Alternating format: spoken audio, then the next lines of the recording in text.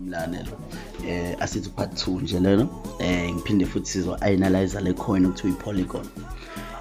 Bayazi ukuthi ngangikhulume abakubabuka amavidiyo wami bayabona ukuthi le coin sike sayi-analyze le ngeke ngayithenga ngabatshengisa futhi abantu ukuthi biyimali ngale price ayithenga kuyona. That's why ngizoyistitcha le video ngiyichaza kuyona so that you have a better understanding njengabe nami sengiyi-understand.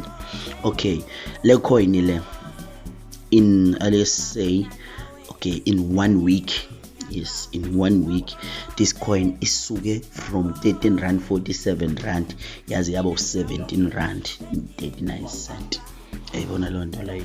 Think about it, how much money would you have made ukuflek imali coin ukuthi uyithenga nge-7 November 2023.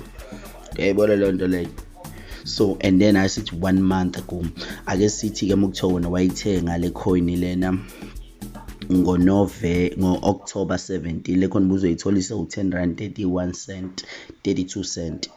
So think about it now, you 17 rand ngabe wayithenga ngo-10 rand, i-profit ngabe uyenzile la wena is close to 8 rand or 7 rand ngecoin eyodwa. Yayibona lento ukuthi ama-crypto anemali kanjani, but ukuthi wena wenze into oyi-understandayo. That's why I'm always ngiphusha lento ukuthi qala ngokufunda, musa ukwenza into ngobuza abantu bethi khona imali eningi kwenzakalani.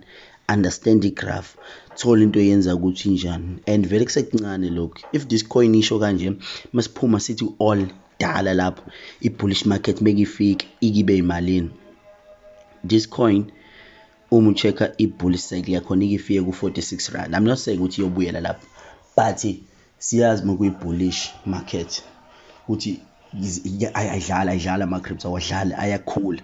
So into kumele understand ukuthi ama-crypto anama-low abe nama-high, so wiqedile nje lapho. For more information guys, niye na ku-YouTube channel yami, ilapha ezinye izinto ozokwazi ukuclearisheka khona emqondweni, because angifuqa amamanga lezi zinto lezi ngeke uzazi quick and fast, and don't expect ukuthi uzozazi overnight. It takes time, but the more into uyenza and futhi uyithanda uzoyi-understand. Angifuni nje ukuqamba amanga. Siyabonga.